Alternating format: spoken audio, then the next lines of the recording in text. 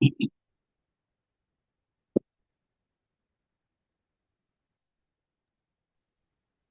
Evening sir.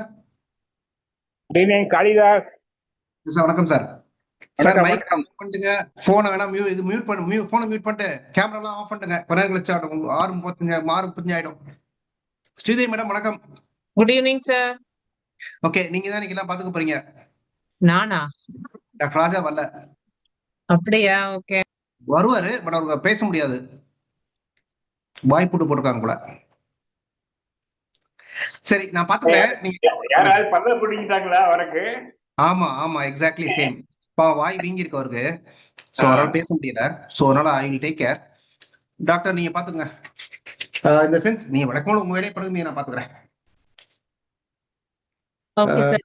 Feedback மட்டும் நான் எடுத்துக்கிறேன் மேடம். உங்க அந்த மேடம் உங்களுக்கு தெரிஞ்சவங்களா? ரொம்ப வேண்டியவங்களா? தெரியும் சார். சரி சரி சரி. ஸோ வந்தா நம்ம கோ ஹோஸ்ட் கொடுத்துருவோம் அவங்களுக்கு.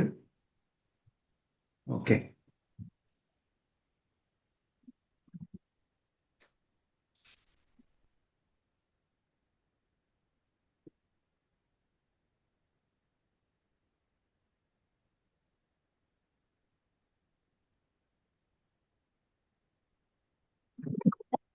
கூகுள் ஃபார்ம் ரெடியா இருக்கு சார். Super doctor. எடுத்துட்டேன். முடிச்சுட்டு அதுக்கப்புறம் அனுப்பிச்சு விட்டுறேன். Super super doctor. கால் பண்ணவா சார் மேம்க்கு ஜாயின் பண்ண சொல்லி? இப்போ ஆமா ஆமா. ஓ ஜாயின் பண்ணிட்டீங்களா madam? Super super madam. Madam program is very simple. நான் வெல்கம் இன்ட்ரோடக்ஷன் கொடுத்துருவேன். அப்புறம் வந்து நான் வெல்கம் பண்ணிடுவேன். பிஆர்எஸ்ஐ பத்தி கொஞ்சம் பேசிடுவேன். சும்மா ஒரு சின்ன சின்ன பிரீஃப் ஒன்று பண்ணிடுவேன். தென் அப்புறம் வந்து அவங்க டாக்டர் ஸ்ரீதேவி மேடம் வந்து உங்களை பத்தி ஒரு இன்ட்ரோ பண்ணுவாங்க. தென் நீங்க டைரக்டா போயிடலாம். இது எல்லாமே சேர்த்து மொத்தமே 5 நிமிஷத்துல முடிஞ்சிடும். 5-6 நிமிஷத்துல முடிஞ்சிடும். ஒரு 6:35 ஸ்டார்ட் பண்ணுவோம். எல்லாமே இங்கிலீஷ் தான். நிறைய பேர் வெளியூர்ல இருந்து வர்றாங்க. த்ரூ அவுட் இந்தியா வர்றாங்க. ஸோ அதனால ஃபுல் இங்கிலீஷ் தான். ஸோ நீங்க 6:40 ஸ்டார்ட் பண்ணீங்கன்னா நீங்க 7:10 வர ஒரு 1/2 hour 35 minutes அது மாதிரி பாத்துக்கோங்க. முடிஞ்சனா Q&A வச்சுட்டு க்ளோஸ் பண்ணிடலாம். அவ்வளவுதான். ரொம்ப சிம்பிள். நீங்க தான் ஒரே ஆள் பேச போகுது, வேற யாருமே இல்ல. ஓகேங்களா? So cool. ஒரு 6:35 நம்ம திரும்ப ரீஜாயின் பண்ணிப்போம். சோ நீங்க வேணா மைக் வேணா ஆஃப் பண்ணிட்டு கேமரா ஆஃப் பண்ணிக்கலாம். எபி உங்களுக்கு கோ ஹோஸ்ட் கொடுத்துருங்க. எபி டாக்டருக்கு. ஓகே. என் பேர் ராம்குமார் சிங்காரம். ஓகேங்களா? Thanks doctor. Thank you thank you.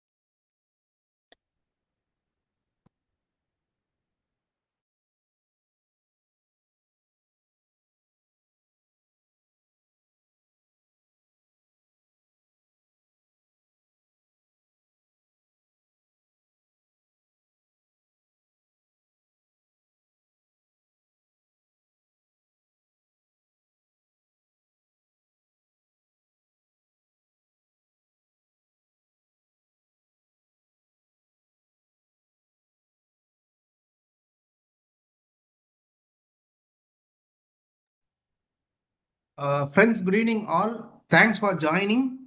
We are waiting for some more people to join because there are more than 110 registrations. So please wait for a few more minutes.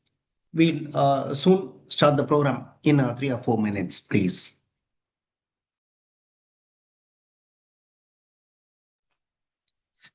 Meanwhile, you can introduce yourself in the chat box so that everyone can know who you are and what you are doing so that the network can happen in this group itself.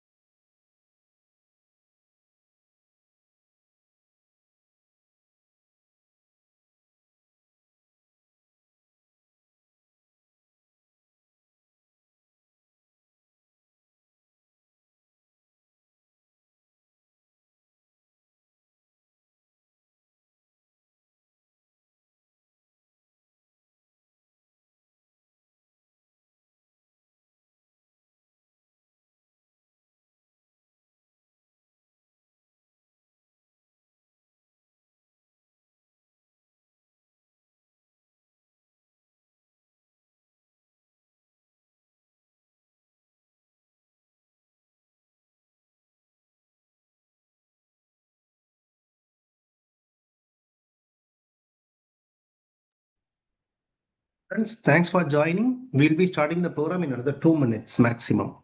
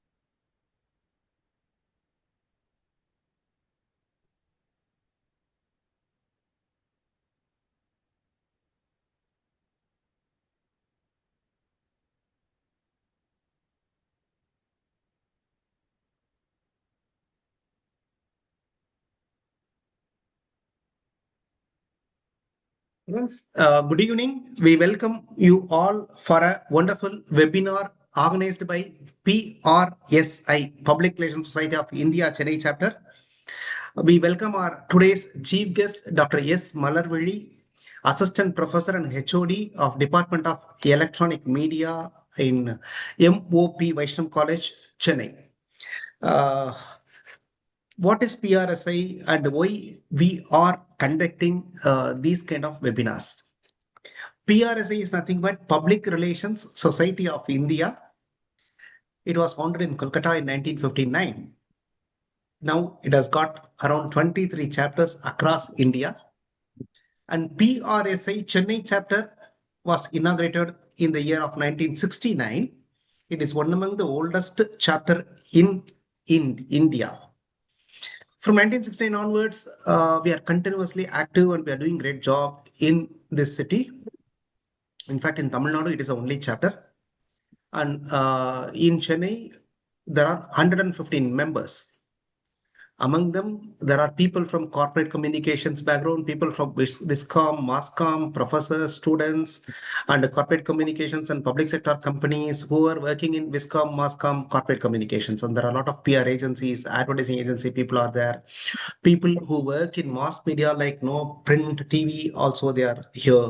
So different walks of life people also here. So it's a nice crowd.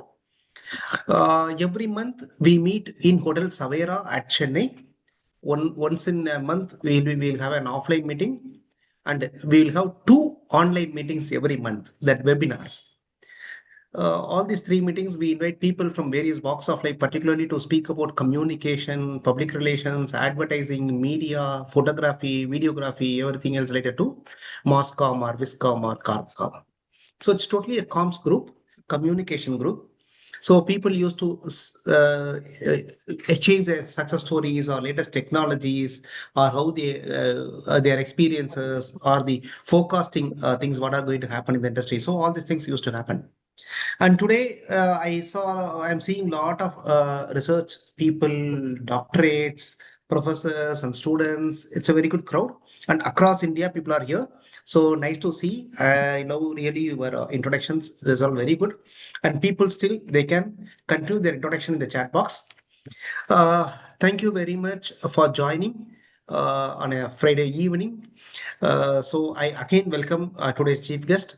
Now I hand over the session to our treasurer, Dr. Sridevi, who works as an assistant professor in Wales Deemed University, Chennai. Over to Dr. Sridevi. Thank you, sir. Good evening, everyone. It's my privilege to introduce our esteemed guest speaker for today's session, Dr. S. Malarvili ma'am. She's currently serving as an assistant professor and head of the Department of Electronic Media at MOP Vaishnav College for Women, Chennai. Dr. S. Malarvili is a distinguished academician with over 2 decades of experience in both the media industry and academia. Her areas of expertise include media aesthetics, advertising, broadcast journalism, television production, photography, and film studies. With a strong foundation in both theory and practice, she brings a unique perspective to understanding media and its representations. She has also contributed significantly to the field through her research, publications, and creative works, including short films and documentaries that have received recognition at various platforms. Her dedication to nurturing young minds and encouraging critical thinking makes her an inspiring educator and speaker. Today, she will be addressing us on the topic Real versus Real, decoding media representation, which is highly relevant in today's digital age where media plays a crucial role in shaping perception and realities. Let us extend a warm welcome to Dr. S. Malarvili ma'am. Ma'am, over to you. Madam, wait a minute. Thank you very much, Dr. Sridevi, madam. Meanwhile, I like to recognize the presence of our Honorable Secretary, Dr. Raja, who is also Assistant Professor in Satyabama Deemed University. He is our Secretary. And I recognize the presence of Mr. Kalidas, our EC member, as well as the past treasurer of our association. So a lot of known people are also there. So thank you very much. Madam, over to you, madam. Thank you, Reels sir. and real and real. Thank you, sir. Thank you Yeah. so much. So I'm so happy to be here as a part of this webinar. And I'm very glad to know that a lot of people from all over India, from various walks of communication, have joined this webinar. I really welcome you all into this. I would like this to be more of an engaging discussion because this is a topic that affects us in our everyday life. In fact, to say we are always surrounded by media all the time, and we are all in some way or the other creators or communicators in some way or the other. So I'm definitely sure that this webinar will give some kind of an insight into what media can, the impact that media can bring among the society, and how we as academicians, as media creators, or people who are involved in the communication industry can bring about a change in the society through how we understand media or how we create media. So allow me to share, just give me a minute. I'm sharing my presentation.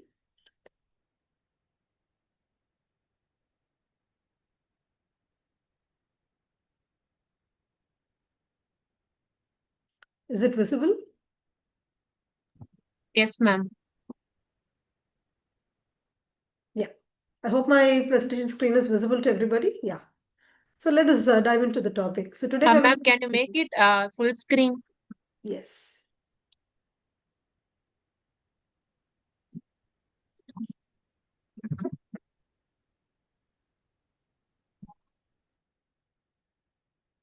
Is this fine now? Yes, ma'am. Okay. Thank you so much. Yeah, so today we are going to be discussing about this concept of real versus real, wherein we are trying to understand how media representation is something that can make us understand certain things, and how we can decode certain things in a certain way, how the media represents all forms of people, places, and activities in real life, and how it is presented onto the screen or onto the media platforms. We are all consumers of media. We all have at every stage of life, at every point of life, everyday life, we are consuming media in some way or the other. We listen to podcasts, we listen to radio, we see television, we see newspapers, we consume advertisements. When we travel through to office or wherever, we see hoardings everywhere, and we are all surrounded by so many things, the photographs, the images. We see a lot of reels. Whenever we are getting time, even for a couple of minutes, we normally tend to take the mobile, and we try to look into the reels and try to get some relaxation or entertainment. We watch films, and this being a Friday evening, I'm sure most of you will be in the mood to watch a weekend movie for your relaxation and things like that. Having said that, we understand that media is something that is a part of our everyday life, and especially in a country like India, where films and songs and everything is a part of our day-to-day life. We are in a very crucial stage where we have to understand that this representation, the representation that media creates on the screen, or the ones that we hear, the ones that we see, all that is kind of shaping our ideas on the society, are kind of shaping the way we look at people, the perspectives that we have upon certain kinds of people, certain groups of people, and all the ideas that are constructed in the real world.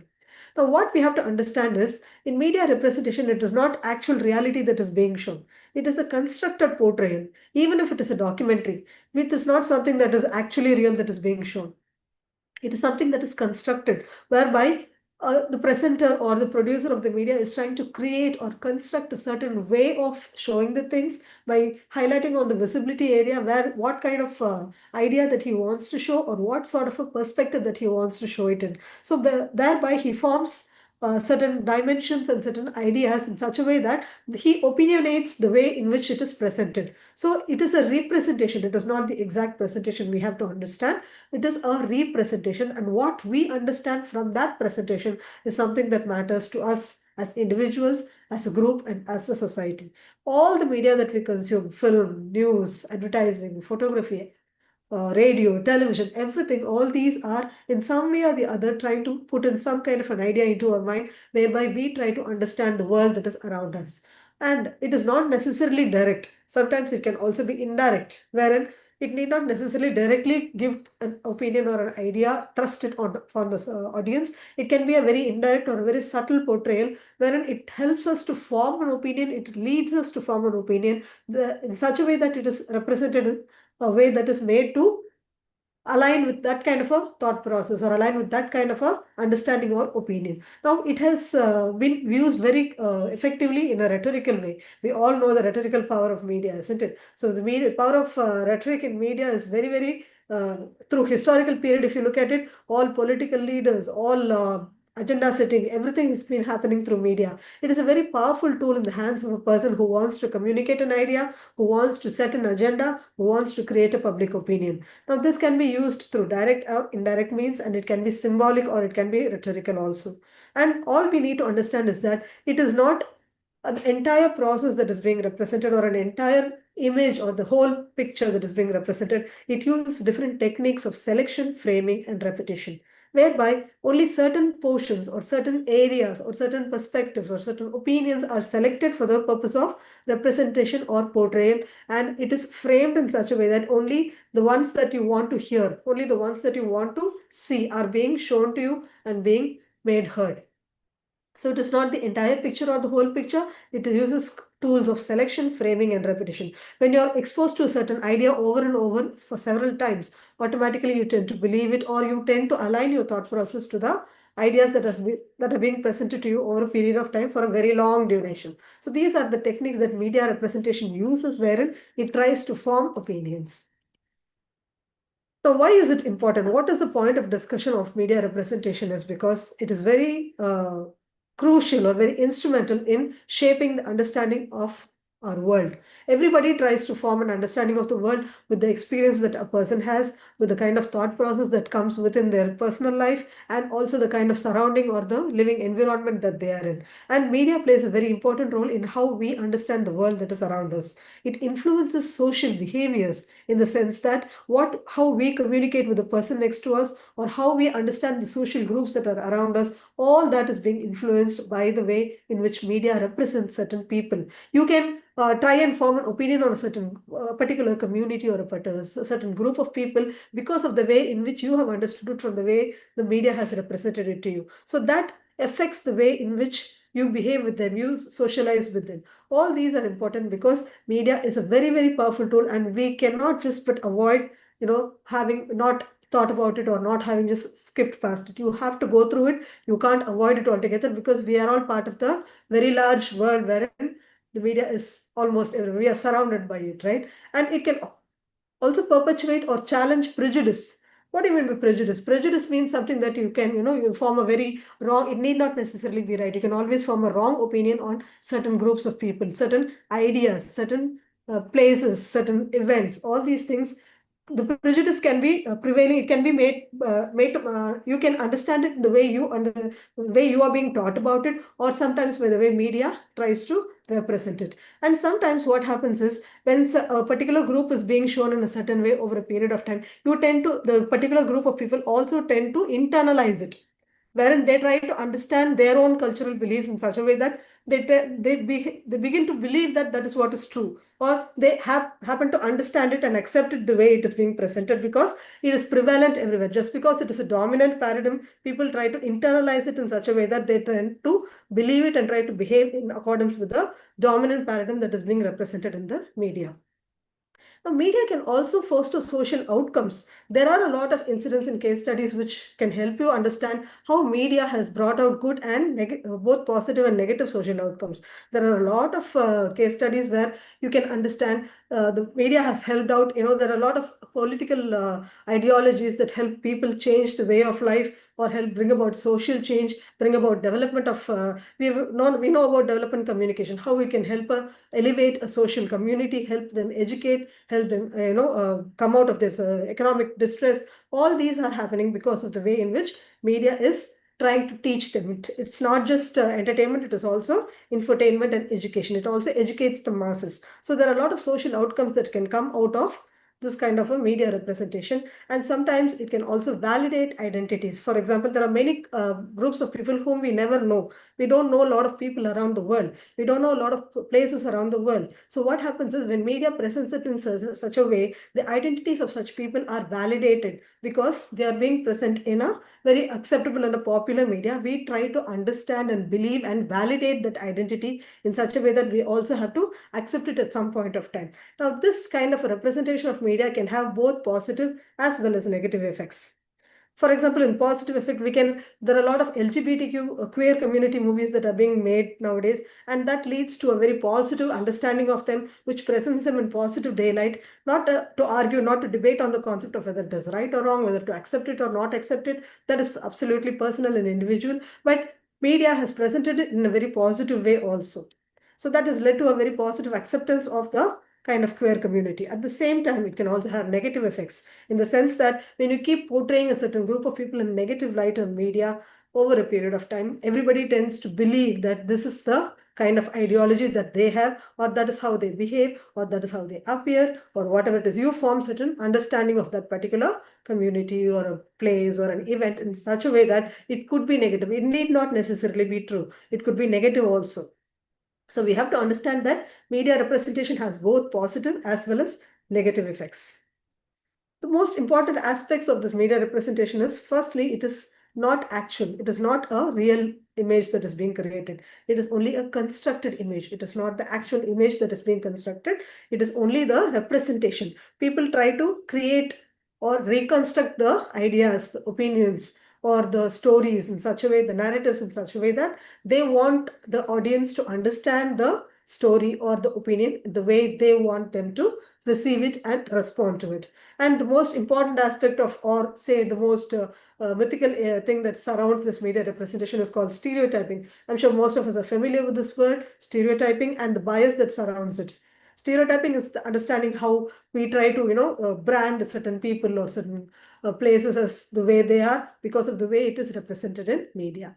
Now, also, you must also understand that this kind of an image or a representation or an idea that is being coming out in the media is also because of the way the media houses are owned. It functions as it's more, gatekeeping is one of the most important functions of media, as we all know. The power that surrounds it, or the ownership, the media ownership is controlled by certain groups of people who are mostly in power, and they decide what is the fact or the news that you consume, or they decide the agenda that is to be set in the media. So that helps the formation of ideas and opinions in the society. So it is also not only because of the way the visibility factor that is, or the framing aspect that is present on the screen or on the media platforms, but also the people who decide what is to be presented and what is not to be presented, or how it is to be presented and how it is not to be presented. Now, the problems that generally come along with this, it can be underrepresented or also overrepresented. Both are possible. What happens in underrepresentation is when we are showing a very minimal or a very minuscule portion of certain aspects of life of a certain group of people, what happens is you don't get to understand the entire picture. You don't see their entire life. So what you understand is whatever is being shown in the media, that particular portion, with that you will form some ideas. At the same time, the other problem that comes with it is overrepresentation, where overrepresentation is you're trying to show them in a very larger than life image. You try to understand them in a very wrong way, which is also not true. So it can have both under as well as overrepresentation of anything. So these are some of the problems that come along with media representation, and we need to understand that the kind of impact that these representations and portrayals create on audience, we do not understand the seriousness of it until we face it in our everyday life, because it is a part of everyday life, and we neglect it in such a way that we take it for granted, but it has a greater impact on the audience. It is the most powerful tool that one can have in order that you want to create a social change, you can use it. You want to destroy a certain thing, you can use it. It's a very powerful, or a double-edged sword, we should say. Yes, stereotyping. This is one of the major aspects of media representation, as we all know. Now, human brain always tries to create some shortcuts. We don't generally try to use too much of our, idea thinking process to understand a certain idea or a particular theory. We try to make some mental shortcuts and try to form a generalized set of beliefs with what we see as a sample, with what we see at a certain superficial level. This is generally the problem that comes with stereotyping. Now here, sometimes the portrayals can be very simplified, or it can be very exaggerated. So we try to make an idea or an opinion or a branding, or we try to name it in a certain way that this is how this particular event will be. This is how this particular gender will be. This is how this particular community will be. All these things that are associated with, it comes with race, it comes with ethnicity, age, gender. All these are, generally branded in certain ways because it is stereotyped over a period of time. And we generally say, we don't want to mention names, but we generally say that a certain community people will be aggressive. Certain community people are very bold and brave. These are things that are generalized in media because it is always represented over repetitively over a long period of time. The stereotyping has been there. Likewise, how women are represented, how a minority community is represented. All these things are generalized because of the way it is stereotyped in media portrayals. And this cognitive function of understanding of stereotyping happens with every individual. Even though we are educated, even though we are media aware, still sometimes we also try to align with the ideas that are being given out through stereotyping. Now this can happen not necessarily. Reason for stereotyping is not only because your mind wants to create a shortcut, but it can also be due to the way in which the person is being brought up.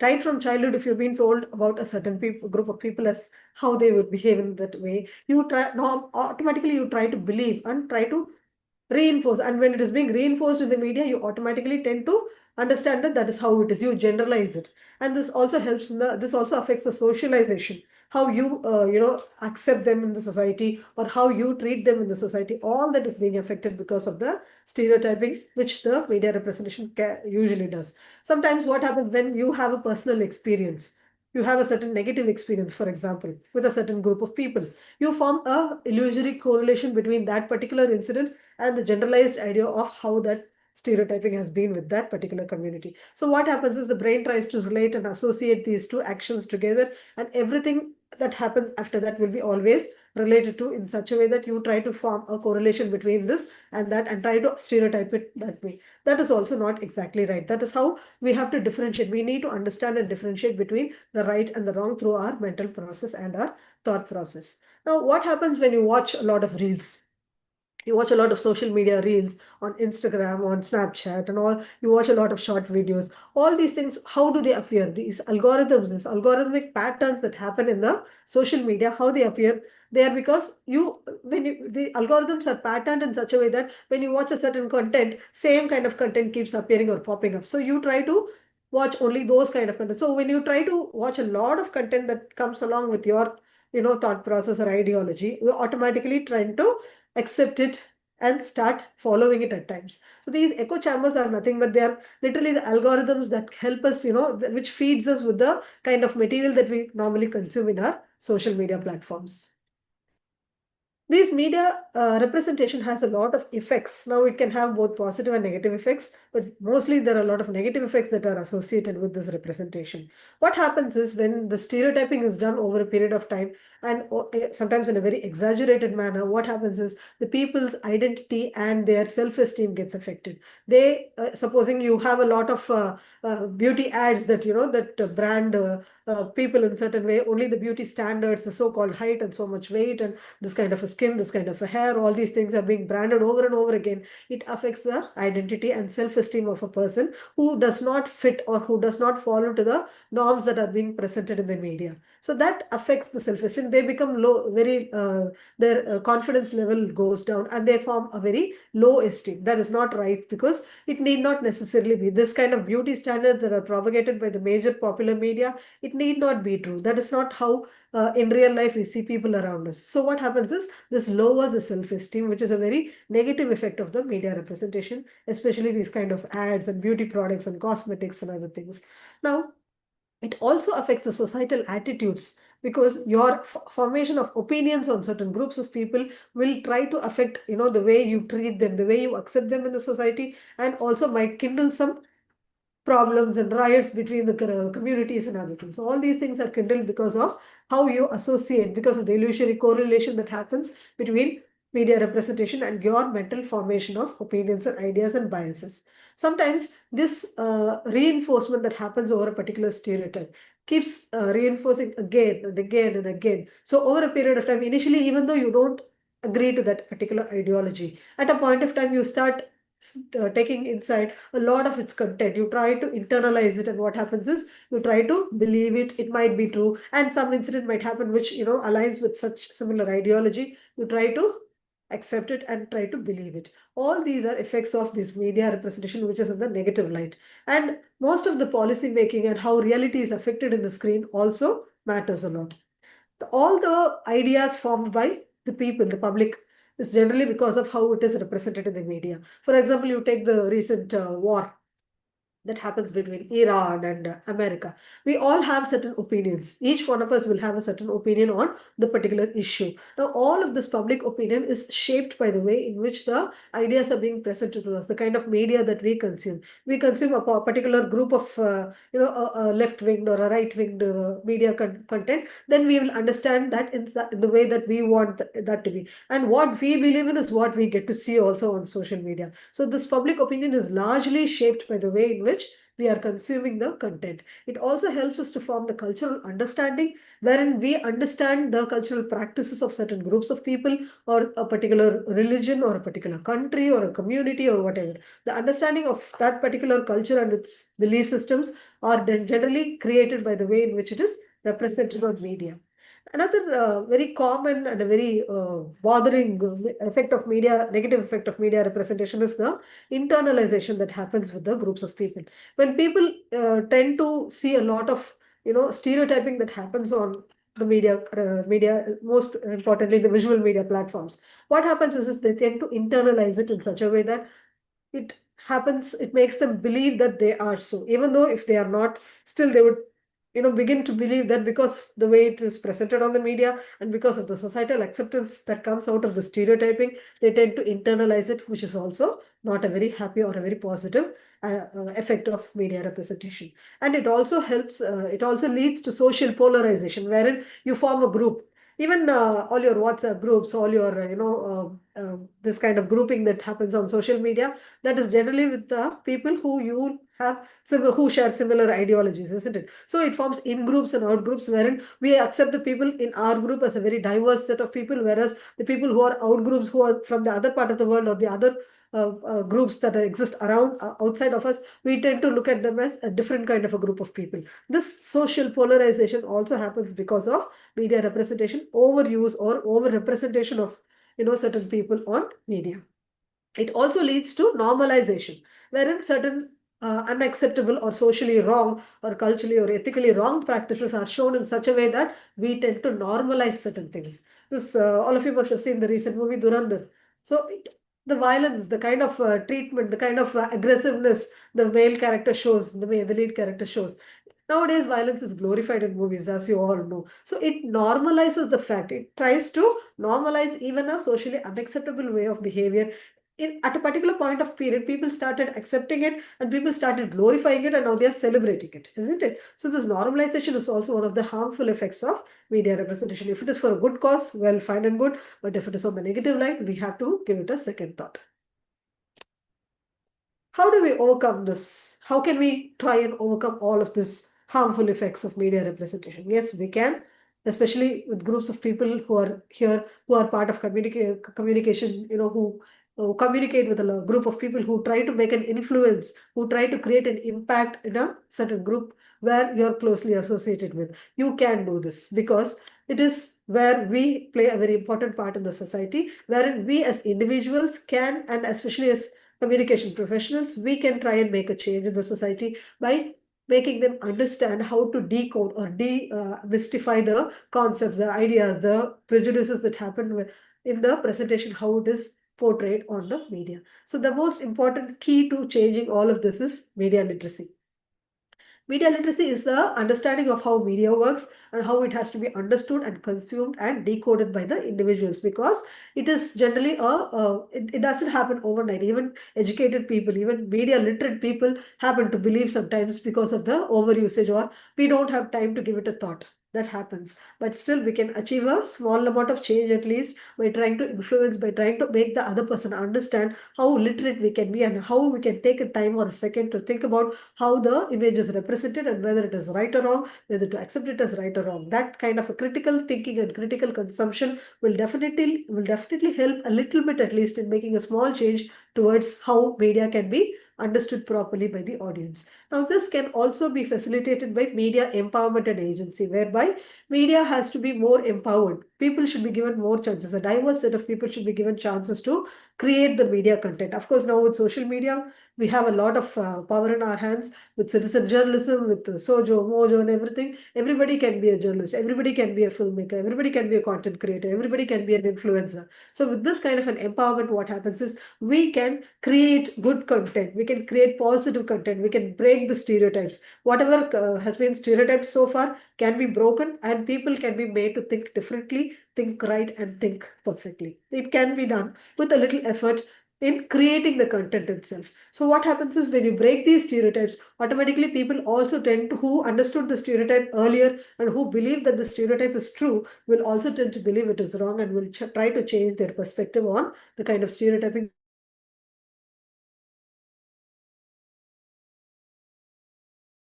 Right. So what happened is we have Barbie doll itself has it's a stereotypical doll. It had very heightened beauty standards of a woman and how girl children like to play with the dolls. Right. But what happened was, after this movie got released, It was made by a woman filmmaker, so it broke the gender stereotypes. Though the predominant part of the movie was still, showcasing the girl in a very negative light, still it helped us to understand that Barbie doll is not just for the beauty standards, and women are just not just gender stereotypes. All these things can be possible. It can make a small change, a minor change, which can lead to further, change of ideas, change of stereotypes. And you see all these web series nowadays, you can find that a lot of women are having the lead roles in most of they are the protagonists in most of the web series. All these are acceptable, positive changes that are happening in the media industry today. And through community engagement, like for instance, your immediate groups, you can reach out to them and try to engage them in positive activities, and try to reach out to them and make them understand that whatever is shown on the screen or whatever is presented in the media need not be taken the way exactly as it is. You can, give it a thought, understand, try to critically analyze, and then try to understand and consume it in such a way that you can be more media literate and you can understand the codification of the media representation in a better way. So it is also, there are a lot of self-regulatory bodies. For example, some television, you have self-regulatory bodies for film, like, the censor board, and some television also has some regulation. So with all of this, we can try and avoid to a certain extent. Even advertising has regulatory bodies. But despite all of this, in hidden or in a very concealed fashion, in a camouflaged manner, still media negative representation does occur. So most importantly, it is, if you are trying to present everybody, if you're trying to have a diverse and an inclusive representation, it will make a definite difference, because inclusive representation will lead to the visibility of a lot of other people whom we have never had an idea to understand about. That will go a great way in making us understand the other people, the other, not just the major or the dominant people. It's also about the other community or the other person who's never been seen, never been shown on the screen, or never been heard. So all these inclusive representation of a diverse cultural people from different diverse cultural backgrounds, diverse religious backgrounds, diverse geographical backgrounds, all this will help us understand and overcome the negative representation of media. Now, most importantly, why we are discussing this today is we see that the Gen Z and the Gen Alpha are the people who consume the media to a greater level, more than us rather. So their average screen time itself is, runs to hours in a day. And this kind of the consumption, they are the digital natives. So what happens is they consume media to a higher or a very great extent, that every day of their life or every minute of their life, every understanding of their world is shaped by the way in which they consume media. And with negative representation of media happening all over, it will have a greater impact in how the future society is being built. The influencer impact that has been prevalent all over. They buy products based on influencers' recommendations. They do things based on influencers. So everything is of their everyday life, right? From the clothes they wear, the food they eat, the way they get dressed up, what they speak, the language they speak, everything is affected by influencers, because they see so much of that, they understand so much of that, they try to understand right or wrong. It's up to them. They have their own set of people whom they will align with. This influencer impact is a very, very powerful tool, because this creates a very huge impact in the adolescents and the Gen Z and the Gen Alpha more particularly. And also, they believe in digital branding. This Gen Z and Gen Alpha they don't want to create a profile which is, which runs to pages or portfolios that go to files. So what they want to have is a digital branding. They want to promote themselves through digital platforms and virtual platforms. That is one great good thing of how they are trying to showcase themselves. All this is possible because they understand how the digital media works and they know how to present themselves better.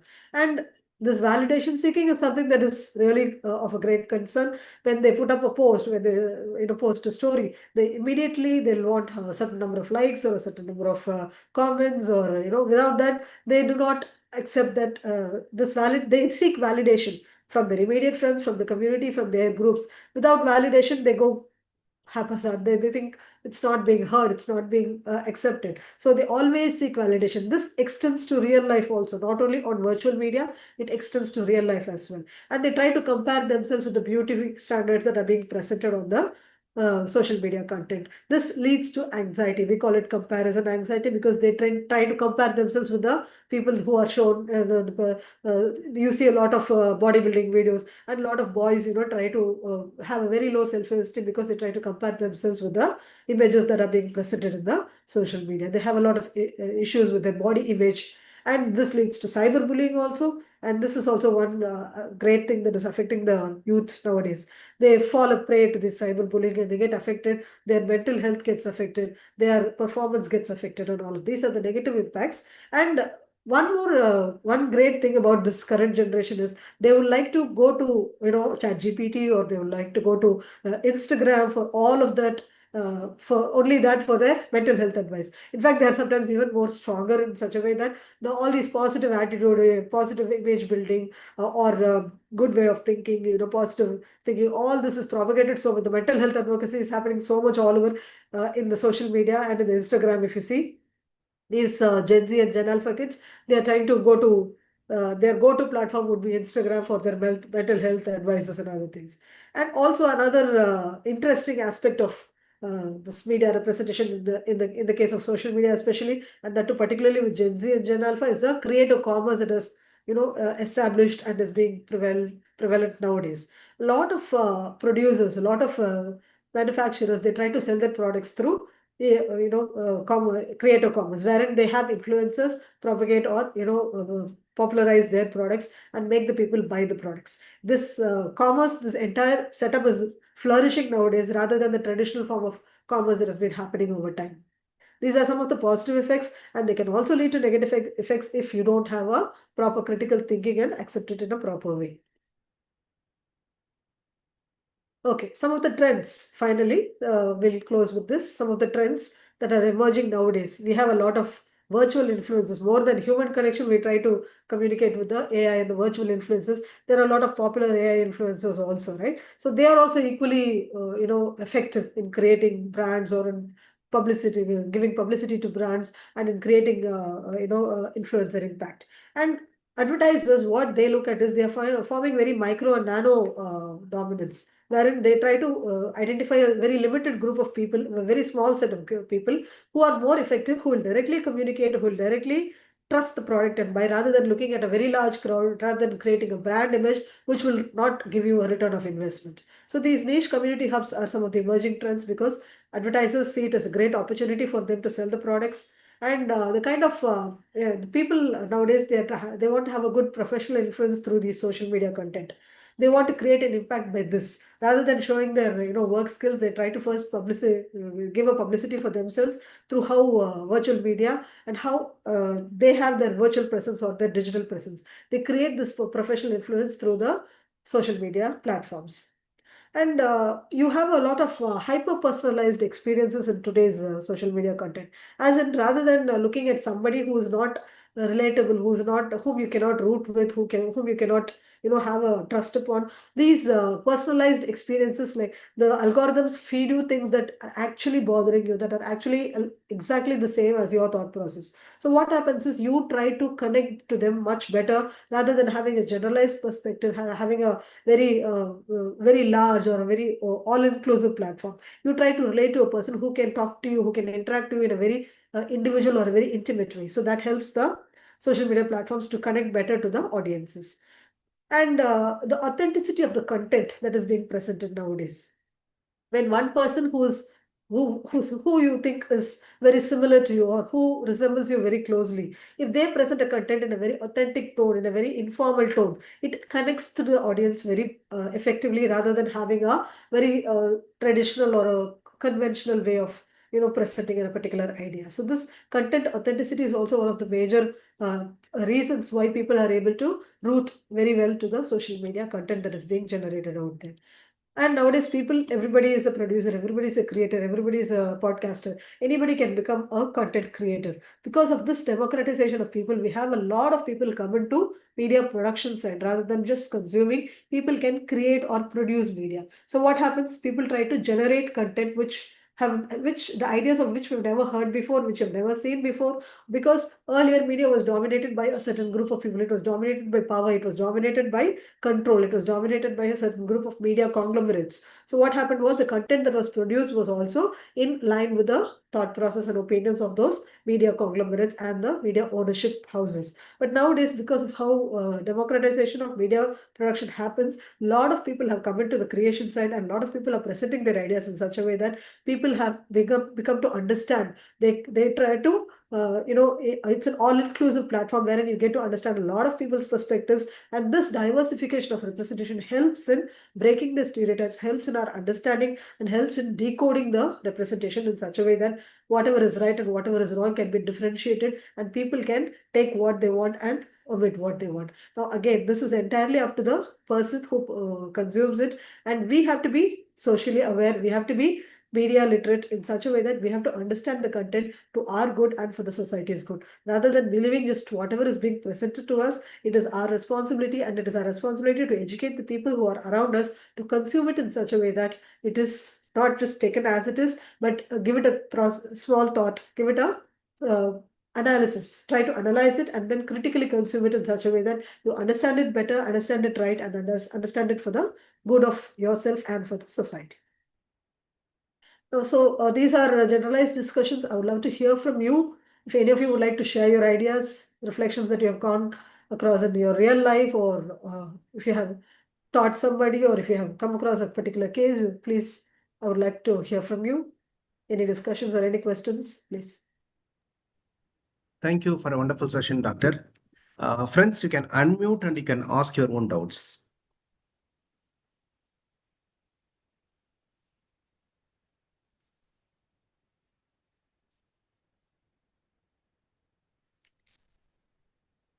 You can share your experiences if any of you have taught your class or have communicated with your group wherein you try to understand media content in such a way that you proved it is wrong and this is right, or you had a debate over your coffee or tea wherein you try to have a discussion about what was presented in the media was right or wrong.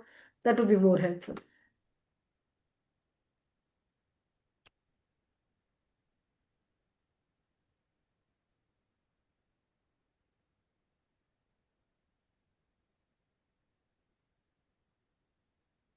Friends, if you have any questions, you can unmute and you can ask your doubts.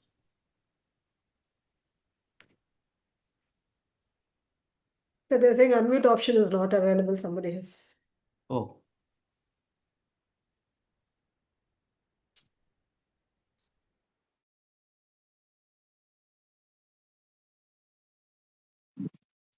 Good evening, ma'am. Malat ma'am, Uma here from MOP. Ma'am, I just, can you hear me, ma'am? Hello? Yeah, we can hear you. Sir, Malat ma'am, I just wanted to reiterate some of the points that you were talking about representation, and this is something I experienced much more in the United States, the US, when I studied there. There were a lot of opinions about representation, about minority groups, and everything that you mentioned. In fact, they are. It's not that it's nothing negative. I just said that was I just thought that it was sort of the culture that I saw there.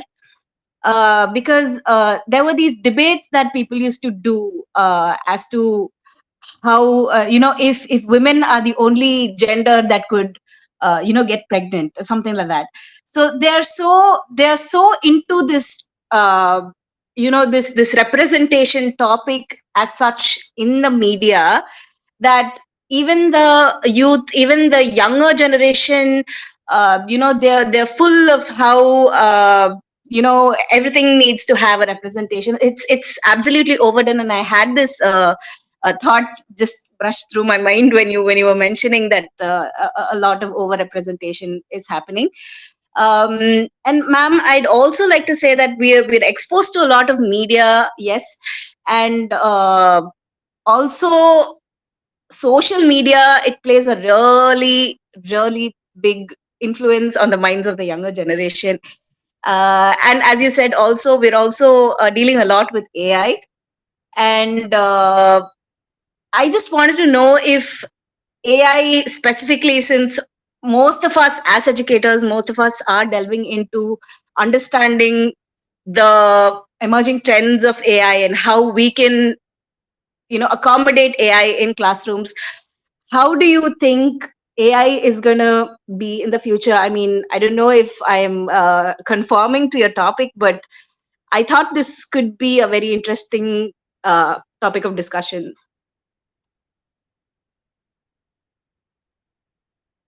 I'm done, sir.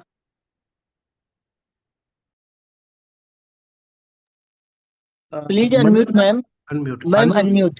Yeah. Yeah, sorry, sir. Yeah.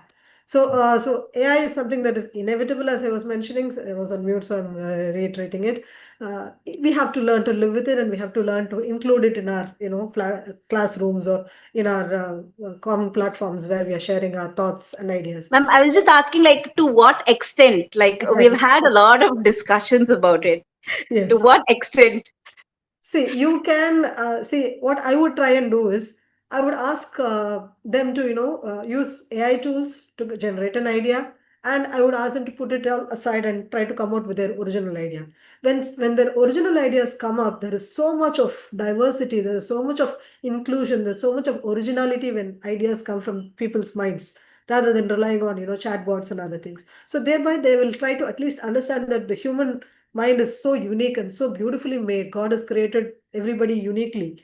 So AI is a very generalized intelligence, right? It tries to generate ideas based on some common feeds that are being given to it. So what, as individuals, if the originality of thought process that goes inside the mind of the cognitive process that goes inside a human being is never comparable to intelligence that is given out by a artificially trained robot or whatever. So to what extent we can take it through is I definitely don't stop our children or our students from using these chatbots or using these AI generated tools. Yes, they can, but they should understand that the beauty of the thought process is more when it comes from the human mind rather than from a chatbot. So you can try to make them understand. At one point they will try to rely on that for simple mundane tasks, but not to, especially when they create content creation, for example, more than what chatbots can give you. When the human mind thinks, it's really brilliant, it's really vibrant. I hope Absolutely. But I also think, ma'am, they have these a lot of unnecessary ideas that they get from the social media. Also, they're exposed to a lot of that. Absolutely. I know we cannot stop that, but is there any way to? I mean, do you think there could be any way to, like, I won't say restrict the usage, but you can't restrict. The more you restrict, the greater they will jump into it. So you can tell them to be more, critical in consuming what exactly, they should. You can tell them to, yeah. you can advise them to critically consume. You can let them consume. Even we have to do that. At some point of time, we need a Absolutely. point of discussion. So let them consume, but let them critically consume it. So making them, being aware of what is right and what is wrong and how it is to be Awareness. understood. Yes. That would go a Yes. long way rather than helping them, teach, rather than telling them what to do. You can tell them how to do. So they will understand and they will decode it better. Right. Absolutely. Thank you, ma'am. Thank you. Thank you, ma'am. Namaste. Thanks for your enlightening presentation.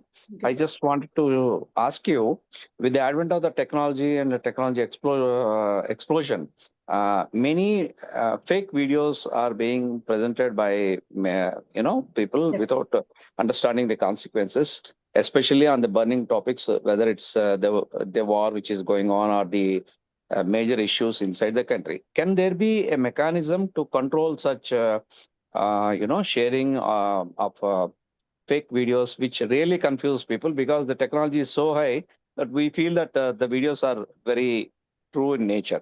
Can you please Exactly. explore this? So there is no way of regulating it to a greater extent. There are some regulatory bodies which help, restrict or they try to avoid such content being going viral or coming into the social media platforms. But we also have a lot of tools that can help identify the fake ones from the real ones.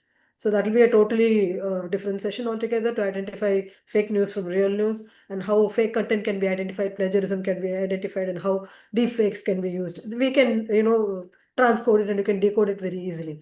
But what we can do as consumers, how we consume media, what we can do from our end is whatever we see, we need not believe. So we can rely on traditional or conventional or authentic platforms where the news comes from. That is something that we can do. even if you happen to look at, or even if you happen to share a viral video content or something that may be true or may not be true, which seems like true, which cannot be, need not necessarily be true.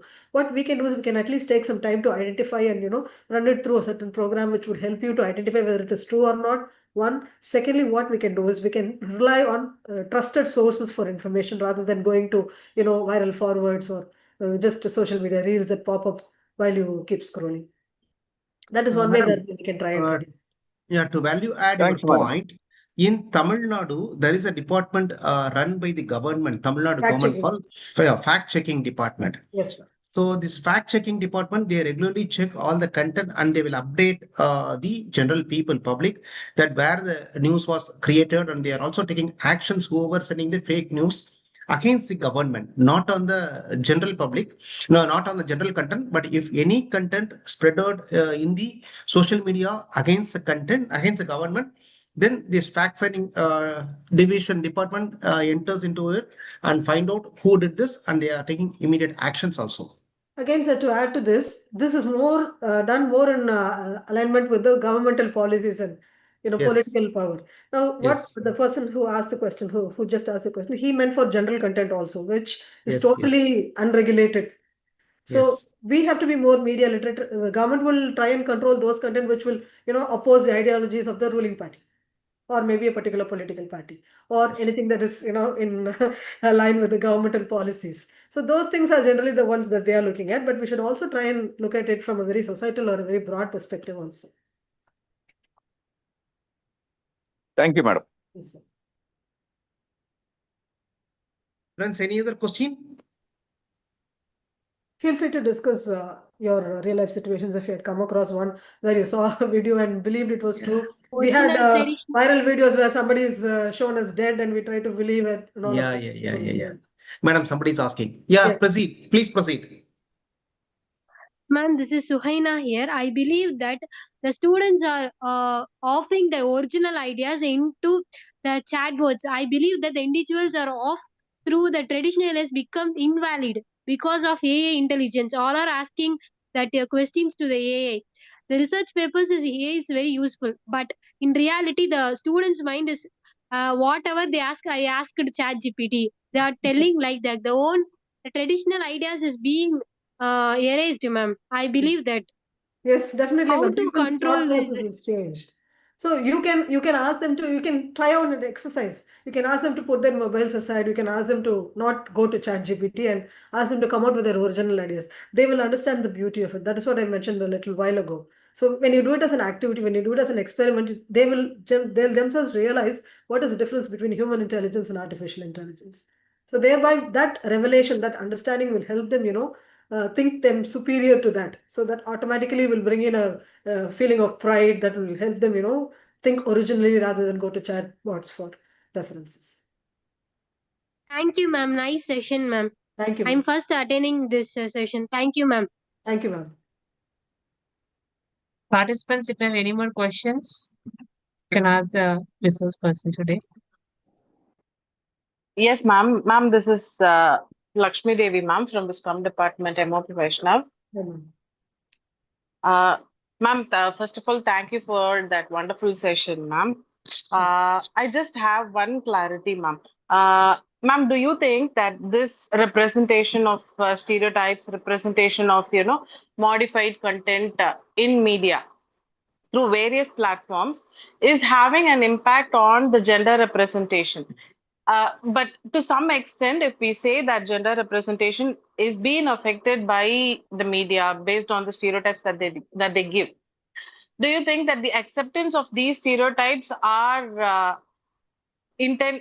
actually in the way how it was intended by the producer of that content, or do you think that people are already analyzing it and perceiving it, ma'am?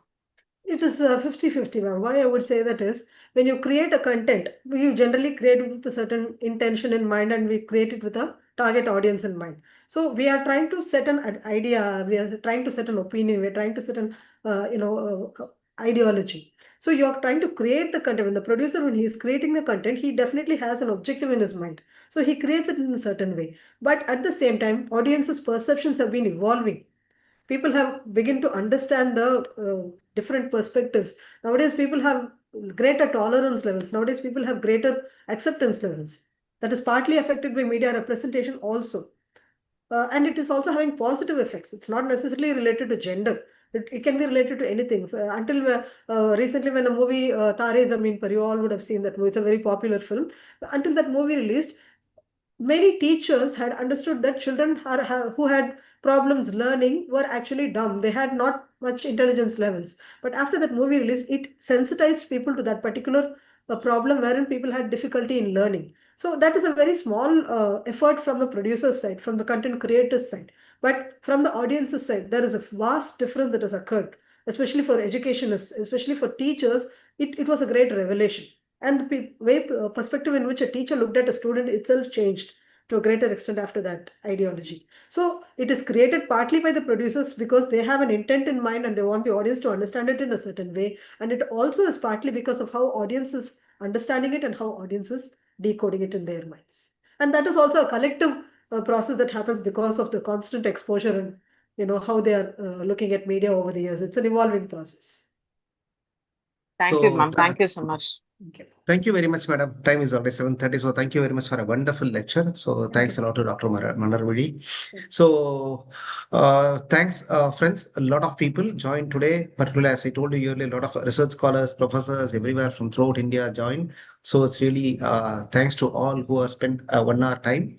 And special thanks to our chief guest, today's chief guest. Friends, we'll be posting the feedback form in the group. So please wait. Thank you very much for attending. So, madam, you can move. Thank you, madam. Yes, sir. Thank So you. You one can. last question, I think somebody wants to ask. One was Sandhya. Yes, ma'am, please. Okay. I can't hear Hello. you, ma'am. I think you're on mute.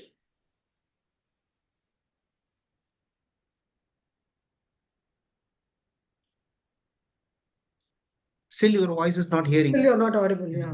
Yeah, you are not audible. Hello. You can post it in the chat box, ma'am, if you're okay.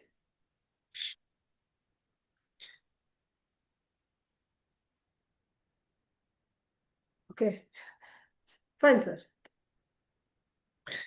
So, friends, we'll be posting the feedback form in the chat box. So please wait. Thanks, madam. You can leave, madam. Thank you very much. Thank you all. Thanks, Thank you for thanks. joining. Yeah, Thank you so thank much. you.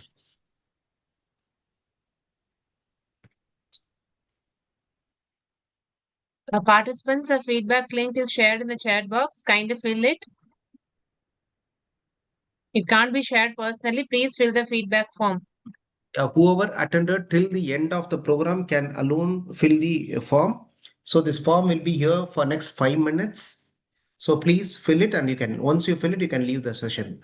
You will receive the certificate automatically tonight itself. Thank you sir. Yeah.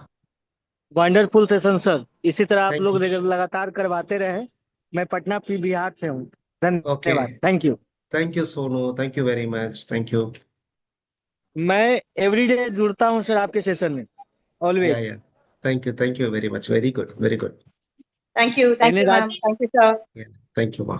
यानी राजा sir को बहुत बहुत thank you है कि उनके माध्यम से मैं जुड़ता हूँ. उन्हीं से Yeah. रिलेटेड. Okay. धन्यवाद.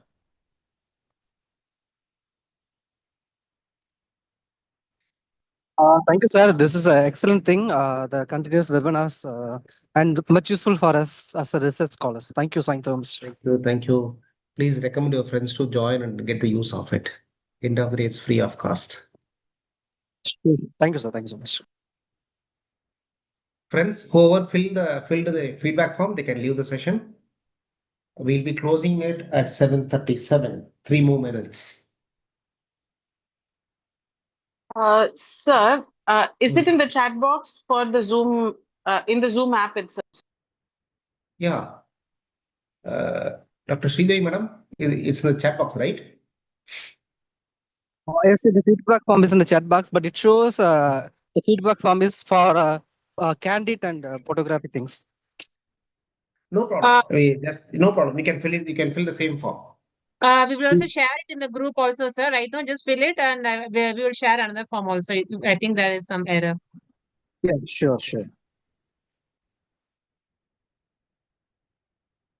Thank you, sir.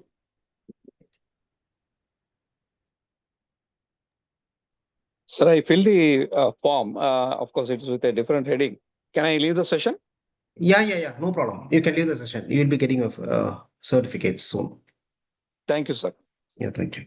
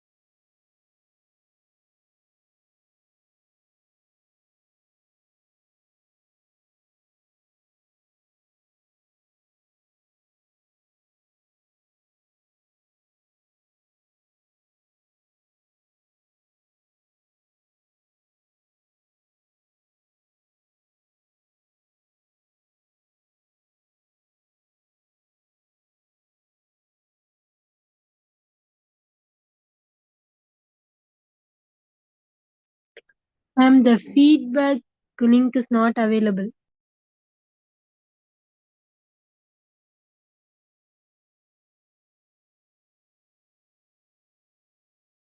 It is in the chat box. We are just working on it. Right now, just fill it. Otherwise, we will also share the feedback link in the WhatsApp group as well. Thank you, ma'am.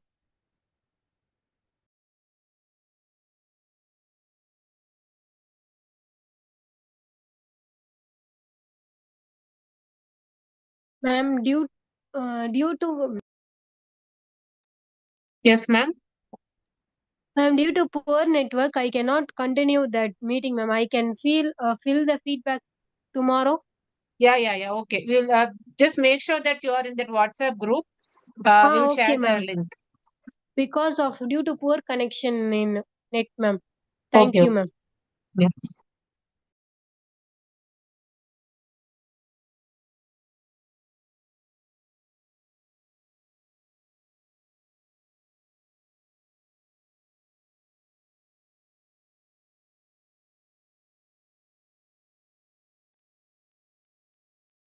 Friends, time is 7:37. One more minute, please.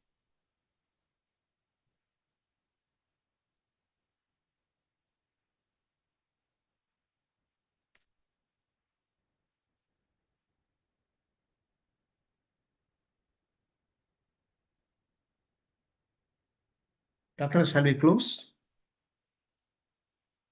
Dr. Sridevi, madam, shall we close?